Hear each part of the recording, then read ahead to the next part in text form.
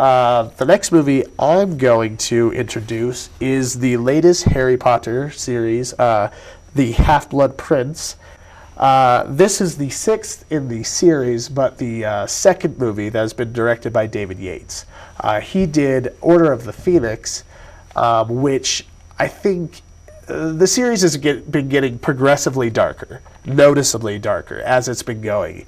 And maybe it's gradual if you watch them all together, but if you were to watch the first one directed by Christopher Columbus and then go straight to watching this one, Half-Blood Prince, it's a stark black and white in how adult and dark the movies are getting, while still retaining, a slight availability for mass audience and children.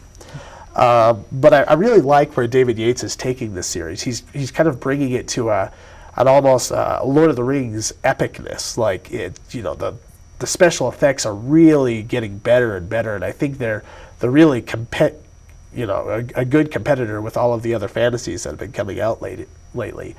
So yeah, I wouldn't be too surprised at all if art direction and special effects get a nod at the Academy this year for this one. And I don't know I think that might be the first time that would happen for Harry Potter to get nominated for anything. I haven't seen anything. So I guess I'll talk a little bit about the story. In this one, we left off in Order of the Phoenix, where Harry has proven, without a shadow of a doubt, that Voldemort, he who should not be named, has in fact returned, and he is looking to take over the wizarding world again. And Dumbledore, his professor, has decided to take Harry specifically under his wing now. Instead of watching him from afar, he's bringing him in and really letting him be a contender against this battle, because he knows that it's really going to come between them at the end. And it's actually a pretty complex story as far as this one goes, because there's a lot of things that are going on with the characters. And as far as one of my only complaints with this movie, and you can't even really call it a complaint, is that you have to watch the other movies to watch this movie. Definitely number 5. If you just watched Half-Blood Prince by itself without any context, you would be completely confused. Which, like I said, you can't really even call that a complaint, because this series has been astonishing in its way of being able to only get better and better. I mean, we're 6 movies in now, and usually by now a franchise will collapse, but this is still going pretty strong. So yeah. I gave it a B+. Very nice. I also gave this one a B+.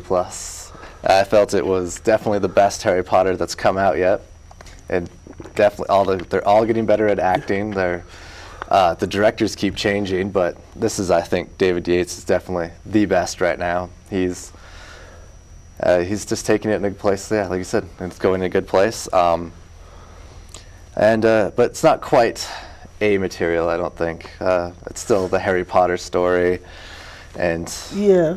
But I think the best part about this, David Yates' direction, is he's steering away from the books. Like, he's still following the basic plot lines, but he is avoiding all the specifics that the others felt like they needed to capture, which made him very choppy.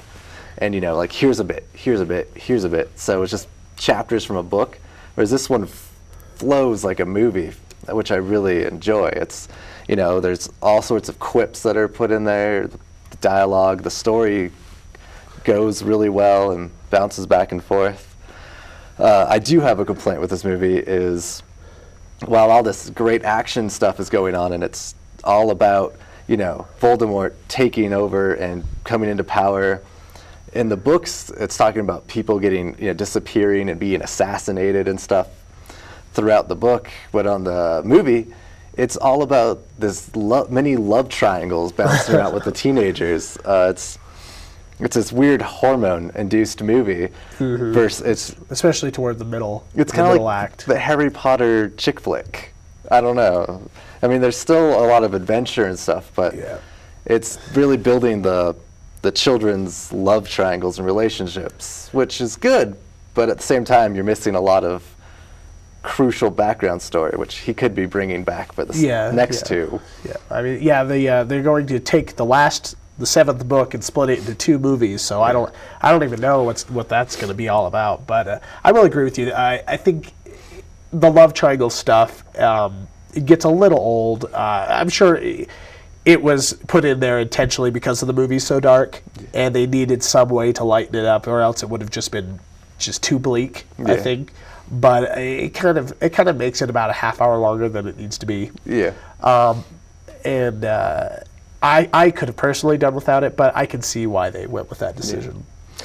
And I think we both want to mention in this movie the actor Jim Broadbent. Yes. He is a British actor, hasn't been in very much other than Art School Confidential, which is hasn't been a lot that we've seen. I'm sure he's been in plenty of British stuff, but an indie film. But he plays Professor Slughorn in this, and the new edition. He really does just totally steal the show. Yeah. I mean, the guy is amazing in it.